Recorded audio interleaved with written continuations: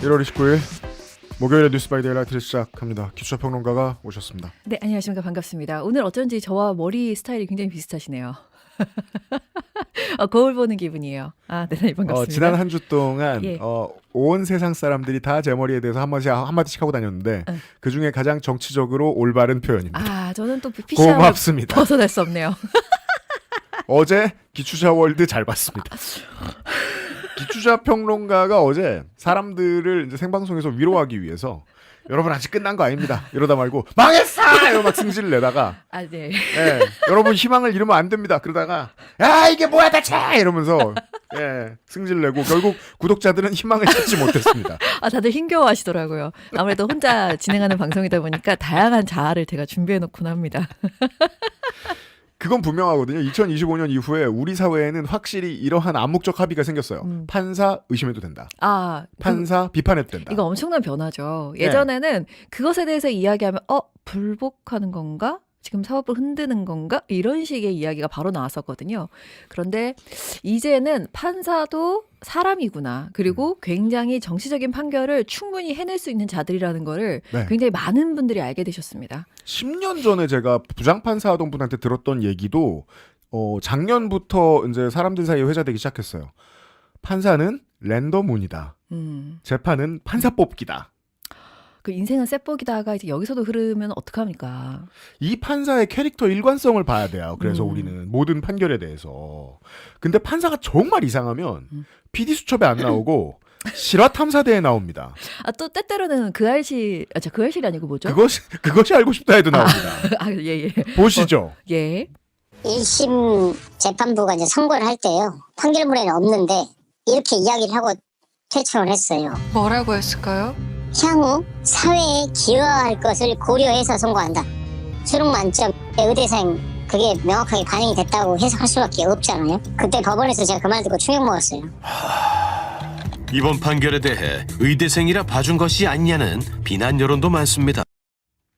아까 제가 인트로에서 말씀드렸던 그 여자친구를 살해한 살해범, 이 수능 만점을 맞은 의대생 출신이었기 때문에 주로 뭐 의대생 교제살인 이런 식으로 많이 언론에서 다뤘죠. 거기에 대한 1심 판결을 우인성 재판장이 하면서 판결문엔 안 써 있는데 퇴청하면서 이런 말을 했다는 걸 아버님이 말씀하신 겁니다. 아, 이거는 지금 굉장히 많은 분들이 붕괴하시는데, 이제 우인성 판사가 이전에 어떤 판결을 내렸는가가 이제 여기저기 커뮤니티에 많이 회자되지 않습니까? 네. 근데 굉장히 좀 정치적이라고 볼 수 있는 것들도 있는데, 많은 분들의 공분을 사는 건 확실히 이거더라고요. 네. 근데 이게 우인성 판사뿐만 아니라 사실은 이거는 사회 전반으로 조금 더 확대해서 볼 수도 있는 게, 제가 늘 붕괴하는 게 있습니다. 예전에 비슷한 나이 또래였어요. 거의 20살, 19살 요 정도 남짓의 학생이 대학생이었죠. 그 학생은 한강에서 이렇게 맞아요. 사망했고요. 거의 비슷한 나이에 노동자도 사망했었습니다. 그때 제가 이것에 대해서는 진짜 몇 번을 반복을 하고 있는데요.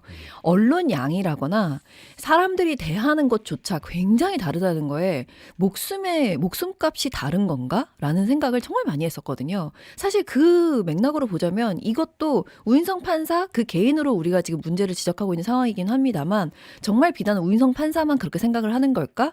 라는 생각은 사실 조금 더 확장해서 드는 거죠. 우인성 판사는 사회가 걸려있는, 사회에 든 거대한 골병 중의 일부이긴 해요. 맞습니다. 예. 다만 이제 어제 판결에 대해서 제가 고민했던 건 이런 거거든요. 사법부가 정치를 하고 있다는 얘기를 우리 방송에서 박판규 변호사하고 정말 많이 했는데 사법부가 정치를 한다는 말이 무슨 말인지를 오늘 조금만 해설을 해드리겠습니다. 법관이라는 사람들의 종족 특성을 생각해 볼 필요가 있는데, 직장인으로서의 법관은 공부를 잘하면 되고 아무래도 감수성이 뛰어나면 좋긴 좋고, 근데 사람을 잘 다룰 필요는 없습니다. 왜냐하면 신분도 보장되고 그동안은 누구도 법관은 못 가는 사회 분위기가 있었기 때문에 뭐 정치인한테 필요한 타협이나 통솔이나 리더십, 카리스마 이런 거 전혀 필요 없습니다. 제가 만나본 판사들 다 그런 거 없습니다. 말 조리 있게 못하고 세상 물정 모르고 착하고 똑똑하고 겁나 순진한 중학생 전교 1등 같은 캐릭터들이에요. 이런 거를 우인성 판사식으로 말하자면 간단하게 백면서생, 이렇게 사자성어로 말씀드릴 수 있겠네요. 흰 얼굴의 선비들이에요. 네. 근데 이런 사람들이 작년부터 정치를 하고 있습니다. 그죠? 그건 다 윤석열 때문이죠. 윤석열이 총칼을 법안에 들이대니까 나라의 저항 같은 거 해본 적 없던 대법원이 오케이 하면서 독재를 따르려고 했는데 이게 실패했습니다. 그러면서 이제 우리한테는 즉 법원한테는 부역했던 흔적만 남아있죠. 그래서 스스로를 위해서 스스로를 디펜스하기 위해서 법원은 정치를 해야 돼요. 근데 정치는 세상 모든 사람들하고 대화하는 작업입니다. 정치는요, 그냥 아무나 하는 거 아니고요. 정말 이거 윤석열 보면서 못 느끼셨습니까? 정치 이거 프로들이 하는 겁니다. 이거 전문직이에요. 이거 지금 어설프게 뛰어든다고 될 것 같습니까? 에이. 무수히 많은 사람들을 만나고 욕을 엄청나게 먹은 다음에 흔들리지 말고 자기 소신을 밀어붙이고 때로 꺾일 줄도 알고 여론의 흐름도 읽을 줄 알아야 되고 설득하고 말하는 것도 엄청 잘해야 돼요. 맞습니다. 법관들 그거 못해요. 절대 못합니다. 근데 이 법관들이 지금 정치를 하고 있다고요. 법원은 이게 초보인데 모든 분야의 초보는 겁을 먹습니다. 지귀현 판사는 놀랐을 겁니다. 정치의 한복판으로 들어가서 세상에 나 룸사롱 간 사진 왜 나왔어? 이걸 온 세상 사람들이 왜 봐? 언론에 이거 누가 제공했어? 왜 제공했어? 왜 인테리어만 보고 어느 룸사롱인지 알아내 기자들이? 나를 왜 괴롭히지? 얼마나 괴롭힐 거지? 저 사람들은 뭘 원하지? 몇 천만이 날 조롱하는데?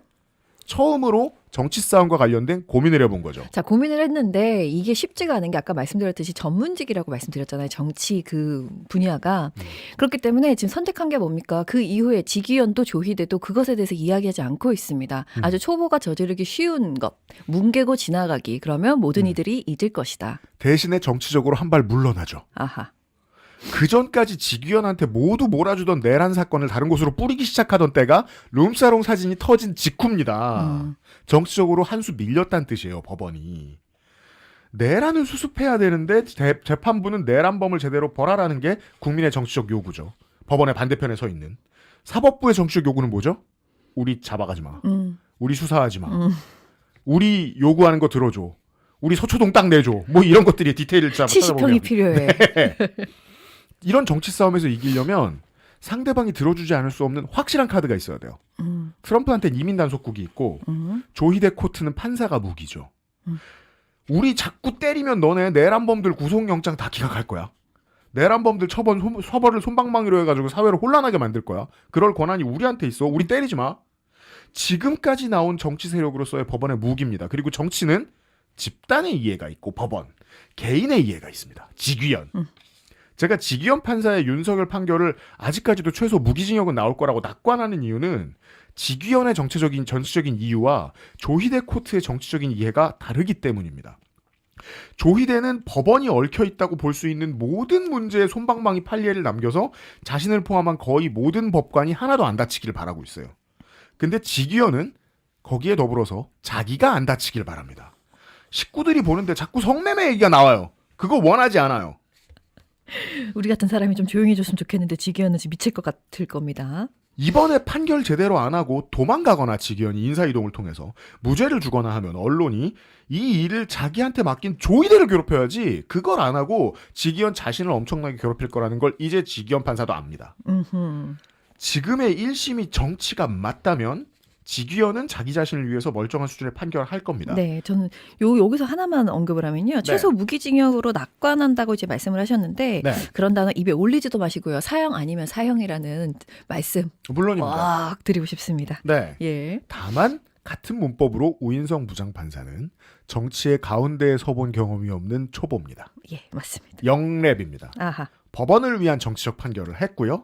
저는 더 나아가서 자기 자신을 위한 판결도 이게 맞다라고 생각한 걸로 해석을 하고 있긴 합니다. 네, 지금 초보라고 말씀을 주셨는데 초범? 네. 초보라고 말씀드렸는데 이제 초범은 운전도 아니에요. 네. 그건 이제 김건희한테 초범이라는 걸로 가명 사유를 갖다 붙이는 거를 보고 저는 굉장히 양형 사유로 재밌다고 생각을 했었습니다. 뉘우치고 있고요. 네. 이거 뉘우치고 있고 초범이라는 거는 영부인으로서의 초범이라 그러면 어떻게 영부인 한 번 더 하라는 건가? 저는 우인성 판사가 의외로 열린 분일지도 모른다는 생각을 조금 했고요. 뭐 영부인 한 번 더 하라는 거야 뭐야? 제클린 오나시스 케네디. 네. 그래서 그런 생각을 조금 해봤고 그리고 저는 이 초보라는 것에 좀 방점을 찍고 싶은 게 초보들이 운전할 때 어떻습니까? 중앙선 막 물고 지나가고요. 그렇죠. 본인들은 잘하고 있다고 생각을 하지만 한번 백소리에도 움찔하는 게 초보들 아니겠습니까? 맞아요. 이들은 생각을 해야 됩니다. 내가 시험 그 어려운 사법고시 통과해서 내가 거의 이제 1등을 해서 나는 판사거든 이런 생각이 있지 않습니까? 그런데 그들의 머릿속에는 아까 말씀하셨듯이 저는 이 주셨을 때 굉장히 재미있는 부분이 있었습니다.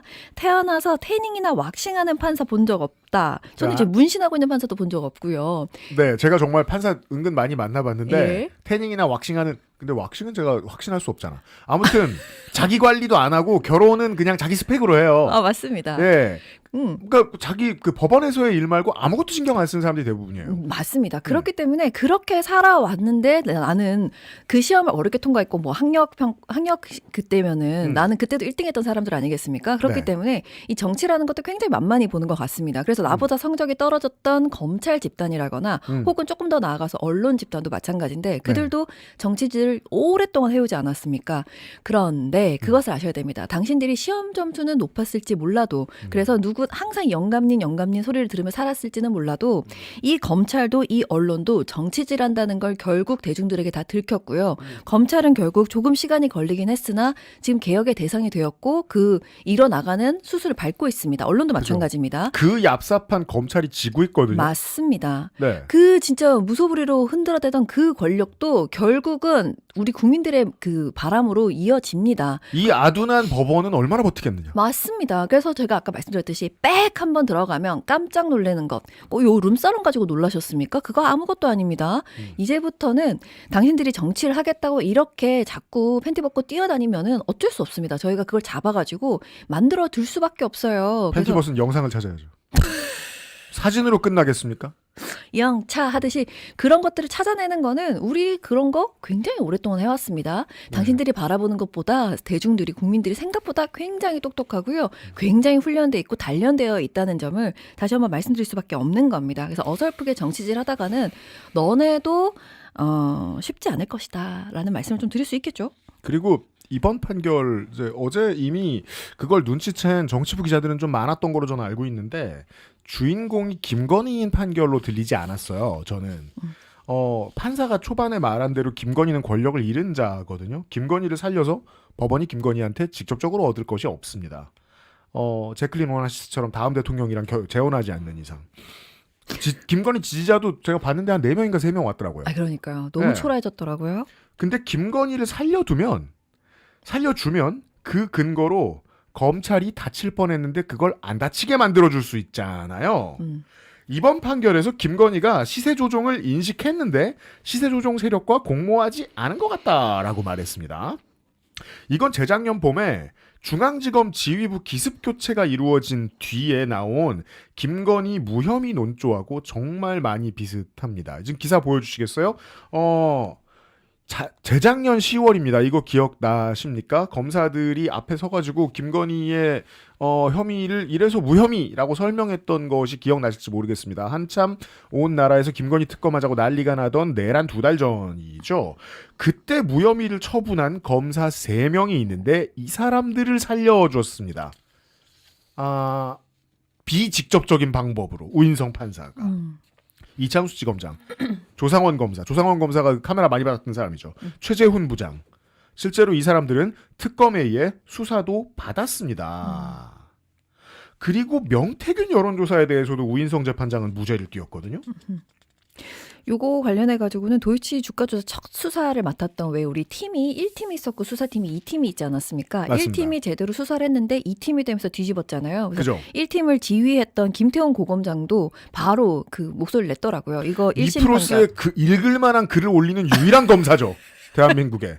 오늘 글을 올리셨습니다. 네. 맞습니다. 이거 김건희의 1심은 부당한 판결이다라고 굉장히 좀 강한 어조로 이제 비판을 하더라고요. 네. 좀 그런 거 봤을 때 확실히 김건희에게서 얻을 수 없으나 이제껏 해왔던 특검도 검이니까 이제껏 했던 것들을 덮어주는 것들이 아닌가. 그래서 특검도 조금 의심스럽다라는 말씀을 드릴 수밖에 없는 것이고요. 네. 이렇게 명태균 여론조사에 대해서도 무죄를 내주면 그거 참 웃긴 게 여론조사 비용에 비해 얻은 이득이 별로 없다. 뭐 이런 쪼였던 걸로 기억해요. 맞습니다. 근데 윤석열 김건희 탠덤이 여론조사로 인해 얻은 이득으로는 대통령이 있거든요. 아, 그거 참. 그걸 얼마나 싸게 보는 거예요? 아, 그것도 자그마하군요. 파우치 마냥. 그 얘기를 하는 거예요. 맞습니다. 이번 판결문은 자 근데 이 수사 결과 재판을 해보니 무죄다라는 얘기는 윤석열 치하 당시에 명태균 건을 수사했던 건 창원지검이죠. 창원지검에 그 당시에 명태균 건을 수사하기 직전에 지검장이 바뀝니다. 그 지검장은 찐윤이라고 알려진 사람이었습니다. 이 당시에 명태균 수사팀이 지금 웃고 있죠. 이 판결을 보면서. 맞습니다. 자신들도 이미 수사 대상이 됐거든요. 자신들도 재판을 받을 수 있거든요. 그때 재판을 받을 때 어제 우인성 판사의 이야기가 판례가 돼서 남을 겁니다. 네. 아, 근데 저는 이제 요것도 당연히 의심을 하고요. 내밀었던 게 이제 지금 지선이 다가오고 있다는 거를 봤을 때 우인성 판사가 얼마나 재미있는 논리를 제시를 했는가. 그 윤석열, 김건희 부부에게만 제공한 것이 아니므로 이것이 문제가 되지 않을 수 있다라고 이야기한 게 이게 참 재밌더라고. 어떠한 선거들 간에 떴다방들이 등장하는 거 잘 알고 계시지 않습니까? 물론입니다. 내가 몇 명을 모을 수 있다는 둥, 여론이 이렇다는 둥 이런 거 들고서 여기저기 돌아다니는데 그러면 엄청난 예를 들어준 거예요. 그러면 한 사람에게만 제공하지 않고 다양하게 뿌렸을 때는 너는 죄가 없을 수 있노라라고 떴다방들이 아주 기뻐할 소식도 된다는. 근데 그 다양한 사람들이 김종인, 이준석이잖아요. 그들은 같은 캠프잖아요. 아니 이해찬한테 줬어야지. 이재명한테 줬거나 그래야 다양한 사람들한테 준 거지. 맞습니다. 이상한 판결문이었습니다. 아, 매우 재밌었습니다. 네. 아무튼 당시에 수사를 깔아뭉갰던 사람은 정유미 창원지검장이라는 사람인데 이 사람을 위한 판결이기도 합니다. 어제 네. 판결은. 그리고 하나 더 추가를 하면요. 저는 네. 이제 여러 가지 법리적 해석은 뭐 판사분들이나 그런 분들이 다 하나하나 반박해 주는 거 많이 보셨을 거라 생각합니다. 근데 아주 흥미로웠던 거는 온갖 사자성어를 많이 남용하지 않았습니까? 네, 무슨 아까 제가 말씀드린 거 말고도 무슨 거미베어 I'm fine 뭐 이런 말을 했는데 NGU까지 다 하셨던데 네. 그런 것을 많이 떠들어대는 그 판결문은요. 보통 한인석 교수가 승질 내셨더라고요. 오늘 보니까.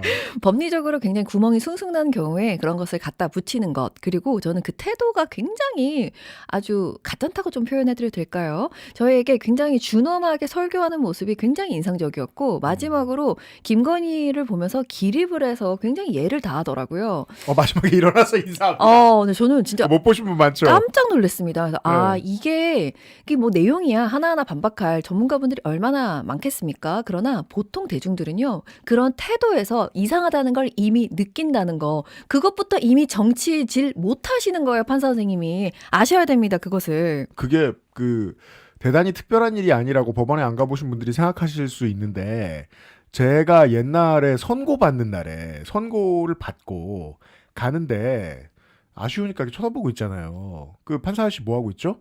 그 다음 선고할 거 계속 쳐다보고 있어요.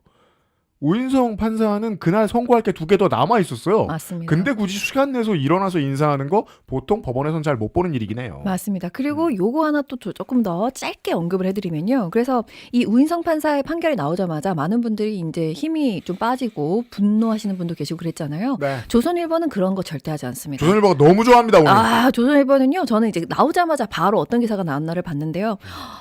법가에서 삼국사기까지 인용하잖아. 화제가 됐다니까. 이런 딱 그 정도 논조였어요. 예, 아주 관심이 쏠린다고 어떤 누구의 관심이 쏠리는지 정말 도무지 알 수 없는 그런 제목의 기사를 냈고요. 중앙일보 같은 경우에는 우인성 판사 누굴까? 그간 법조계에서 치우치지 않는 판사로 평을 들어왔단다. 요런 중앙일보의 기사도 생각보다 많은 통신사랑 보수 언론들이 그런 식으로 이번에 우인성 판사 소개해주는 시간을 일부러 가졌어요. 맞습니다. 네, 딱 그 언론들이 이진감 판사에 대해서 덜 집중하던 언론사들이기도 맞습니다. 했고. 하나만 더 하자면요. 네. 동아일보는 검찰을 미루고 특검은 헤매고 이런 식으로 그들이 잘못했다는 식으로 이야기를 했고요. TV조선 같은 경우에는 으이그 검찰 무혐의 뒤집고 특검까지 하더니 이건 사실상 민주당을 비판하는 겁니다. 김건희 남은 재판은 뭐겠어. 이런 식의 기사가 나왔다는 점까지 말씀을 드립니다. 그러니까 가장 세련되게 정렬시켜놓은 보수 언론의 태도는 조선일보의 오늘 아침 사설에서 저는 읽었는데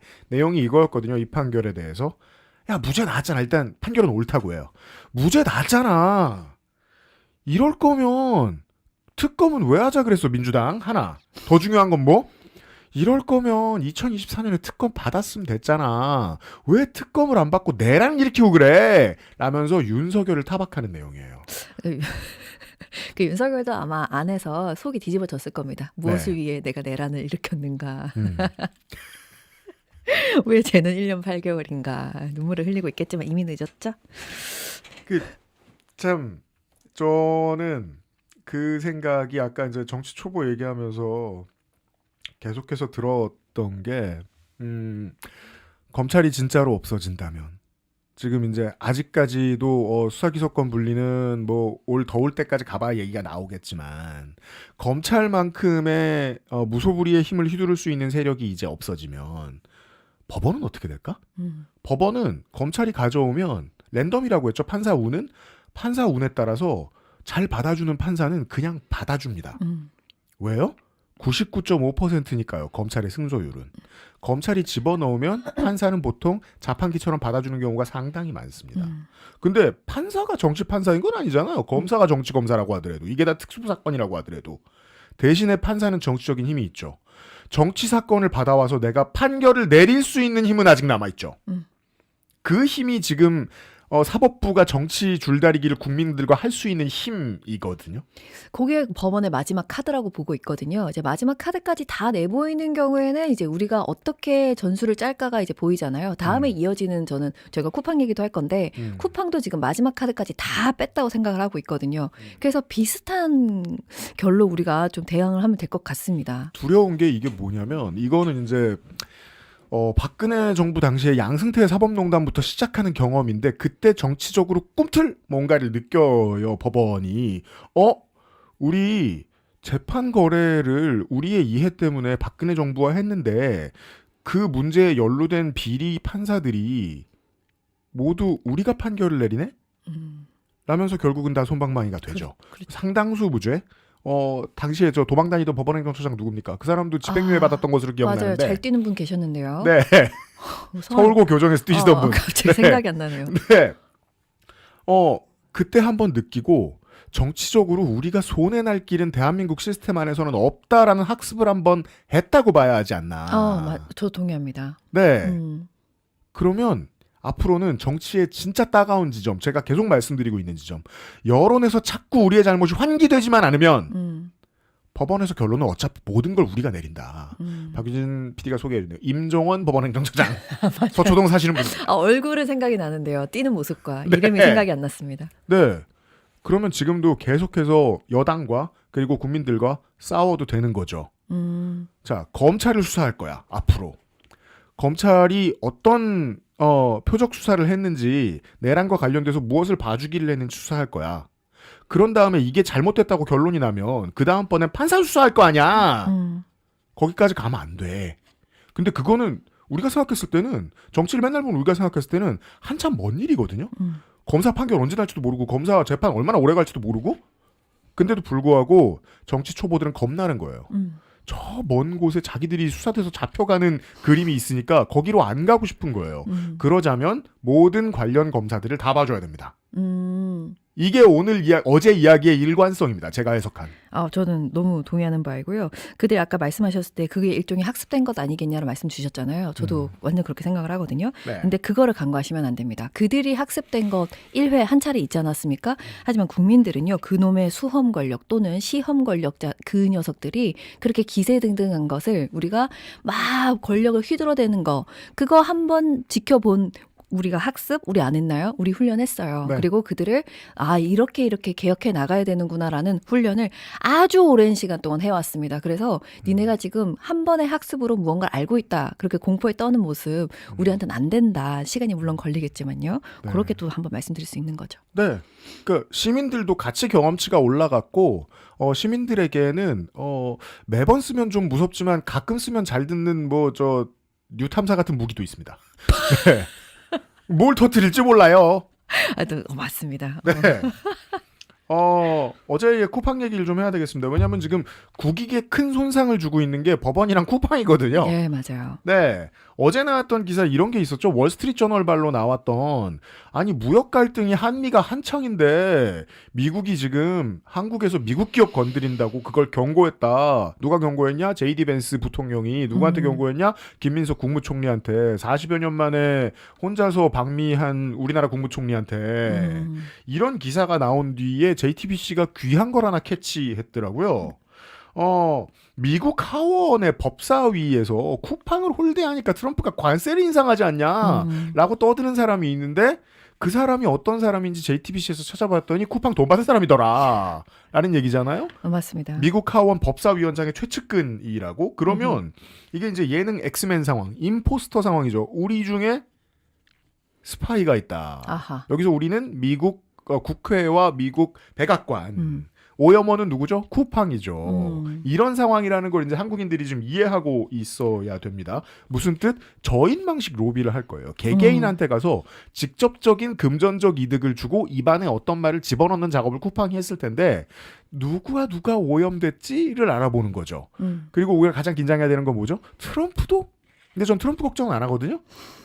트럼프는 원래 돈이 많고 직접 받는 거 말고 다른 방식으로 어떻게든 부를 축적하고 있어요 지금. 아 맞습니다. 트럼프까지는 걱정 안 하는데 하다못해 본인의 SNS로도 부를 축적하고 있어요.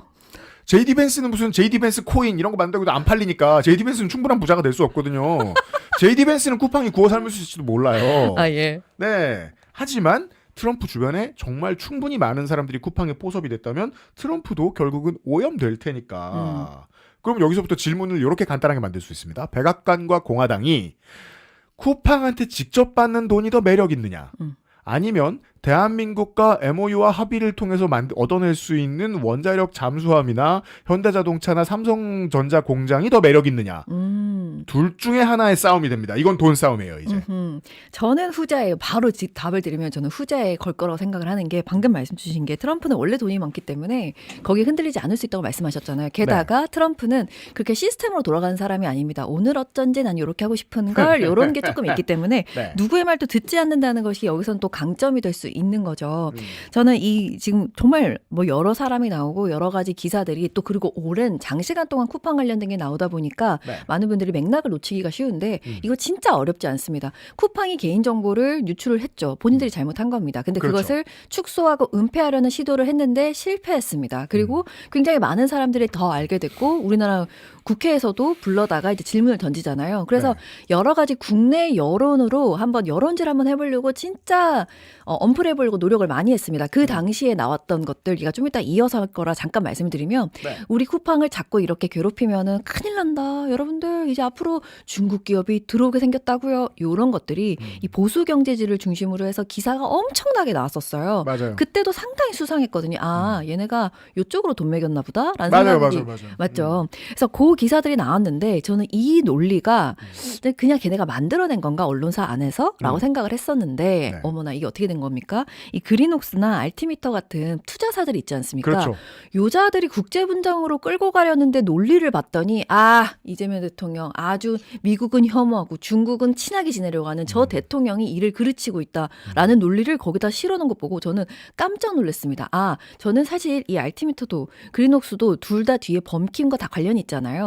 투자를 굉장히 많이 했거나 아니면 네. 비즈니스 스쿨 하버드 비즈니스 스쿨 그린옥스 대표는 쿠팡에 지분이 있죠. 맞습니다. 우리가 알기로. 네. 그리고 알티미터는 지분은 작지만 비즈니스 하버드 동문입니다. 하여간 저는 뒤에 다 범킴이 있다고 생각하는 상황인데 그렇다면 이들을 쿠션 먹여서 이렇게 언론 장난질 했던 것도 범킴 너구나라는 게 저는 사실상 제 머릿속에 뇌피셜로 정리가 좀 된 상황입니다. 맞아요.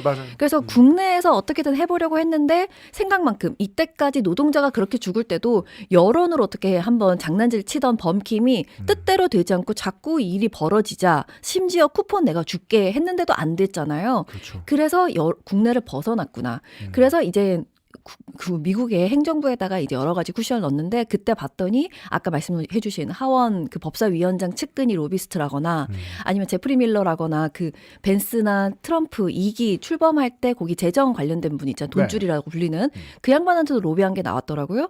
그러면 그런 것들을 봤을 때 그러면 니네 무대를 미국으로 바꾼 거구나. 그러면 저는 범킴이 우리한테 팔아먹을 때는 나 대한민국이 고국이요라고 했지만 네가 진짜 몰랐던 게 있는데 대한민국 사람들은 진짜 진짜 희한하게도 한번 우리를 쥐고 흔들라 그러네라는 어떤 임계점에 딱 도달하면 용서하지 않는다는 거를 잘 모르는 것 같아요. 저는 네. 이거는 일전 대한민국이나 네가 팔아먹었던 대한민국 국민에 대한 선전포고라고 생각을 하거든요. 이런 식으로 흔들면 될 것 같지만 안 됩니다. 이게 안 된다는 걸 우리 범킴이 왜 모르겠죠. 미국 사람이니까 몰랐나 봐요. 그래서 이 방금 말씀 주신 거 트럼프는 그들과 좀 달라요. 그래서 자기한테 이익이 되는 거, 내 중간 선거, 지금 아이스 때문에 시끄러운 이 여론 잠재우는 거 등등등 나는 일을 잘하는 사람이야. 나는 잘하는데 중간 선거가 왜 필요하냐고 주장한 사람이니까 저는 아까 후자 말씀해 주신 거 나한테 기업을 유치하고 우리나라에 돈을 땡겨오는 거를 선택할 거라고 봅니다. 다만 거기까지 가는데 쿠팡이 직접적으로 트럼프한테 로비를 했다는 증거는 없잖아요. 그렇기 때문에 그 카드를 만지작거리면서 트럼프가 쿠팡이란 것도 있는데라고 하겠지만 그것은 결국 우리랑 이 외교나 무역하는데 그냥 좋은 카드로 쓰려고 하는 것이지 저는 결국은 자신에게 이익이 되는 것을 철저히 자기만을 위한 네. 이익이 되는 것으로 선택할 거라고 봅니다. 재밌는 코드가 몇 가지 있는데 오늘 좀 길어지지만 중요한 걸 다 말씀을 해 주셨기 때문에 범킴 CEO의 입장에서 생각하면 그래도 여기까지 왔다라고 주변 사람들은 위로해 줄 것 같아요. 왜냐하면 우리나라 언론만 보고 있으면 진짜 전황이 대한민국 대 쿠팡의 원웨이에서의 치킨 게임까지 왔거든요. 예.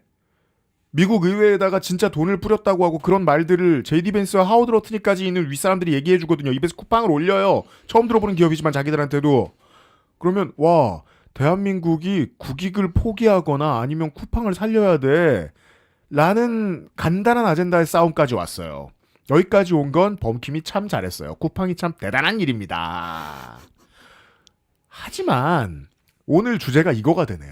대중은 적응한다. 우리 사법부가 무슨 짓을 하는지에 대해서도 대중도 적응하고 있잖아요. 여당도 적응하고 있고. 쿠팡이 하는 짓에 대해서도 어느 정도는 적응하고 있어요. 사실상 통상마찰을 일으켰어요. 통상마찰이 미국과 일어났어요. 미국과 통상마찰이 일어난 나라는 어떻게 되죠? 주식이 곤두박질 치죠. 기초평론가 오늘 거지예요? 오늘 제법 코어 풀립니다. 기분 좋거든요. 저 어제보다 2.7% 부자예요. 우리 너무 Do you know? 우리 너무 그러니까 제가 아니더라도 예. 대한민국 증시의 호황 곡선에 쿠팡이 일으킨 통상마찰은 영향을 끼치지 못했습니다. 맞습니다. 그리고 그 전에 해왔던 그 도널드 트럼프가 저질렀던 짓들 있잖아요. 국내에서 사람을 참수를 시키지 않나 시민들을 외국 나가서 대통령 잡아오고 그 사이에 시장의 안정성을 뜻하는 빅스 지수 외에 몇 가지 지수들이 있는데 올해는 변한 게 없어요. 작년에 히토류 판매를 미국에 금지하겠다고 중국이 선언했을 때 그 지수가 2배, 3배 올라갔습니다. 이러면 전 세계 투자 시장이 다 요동을 칩니다. 근데 올해는 지금 그냥 날씨 좋은 날에 너른 바다처럼 고요해요. 이제 안 속아요. 맞습니다. 네. 그 전 세계적으로 달러가 지금 약세인데 한국이 지금 그걸 따라가고 있거든요. 며칠째 지금 달러가 계속 떨어지고 있죠. 쿠팡이 떠든 만큼 조선일보나 이준석 의원이나 장동혁 대표가 말한 것처럼 대단한 난리가 나지 않았습니다. 숫자는 전혀 거길 가리키고 있지 않아요. 사람들은 적응하고 있고 시장도 놀라지 않았다. 네. 그럼 방금 이제 거의 시간이 많이 넘었네요. 근데 오늘은 중요한 얘기 하라고. 이렇게 세상이 혼란할 때 그 참지 못하고 튀어나오는 아직도 살아있는 2026 버전 껍빛단니들이 있거든요. 저 그런 녀석들도 기록을 잘 해놓도록 하겠습니다. 방금 말씀 주신 이준석이라거나 네. 이준석이라거나 이런 이준석 같은 그런 분들 계시잖아요. 네. 그래서 그런 분들도 잘 기록을 해놓겠습니다. 왜냐하면 저는 그런 좀 짜바리다 보니까 그런 거에 관심이 많습니다. 네. 네. 끝으로 무서운 얘기 하나 정리를 해드리면 도널드 트럼프는 자기 혼자 살아야 되고 퇴임 후에 변호사비를 마련하자 그러면은 쿠팡이 당장 제시하는 현금을 받아들일 수도 있어요. 근데 그게 아니고 대한민국이 만들어주는 원자력 잠수함과 삼성의 공장과 현대자동차의 공장을 받아들이겠는 쪽으로 쿠팡 말고 대한민국의 손을 들죠. 그 얘기는 트럼프가 대통령으로서 종신직을 수행하겠다는 의지이기도 합니다. 와, 진짜 게임이 또 시작된 것 같은 기분이네요. 아직까지 대한민국이 쿠팡에 비해 유리합니다. 좋습니다. 미국 슬픈 얘기는 다른 시간에 하겠습니다. 좋습니다. 기초평론가 수고하셨습니다. 네, 감사합니다.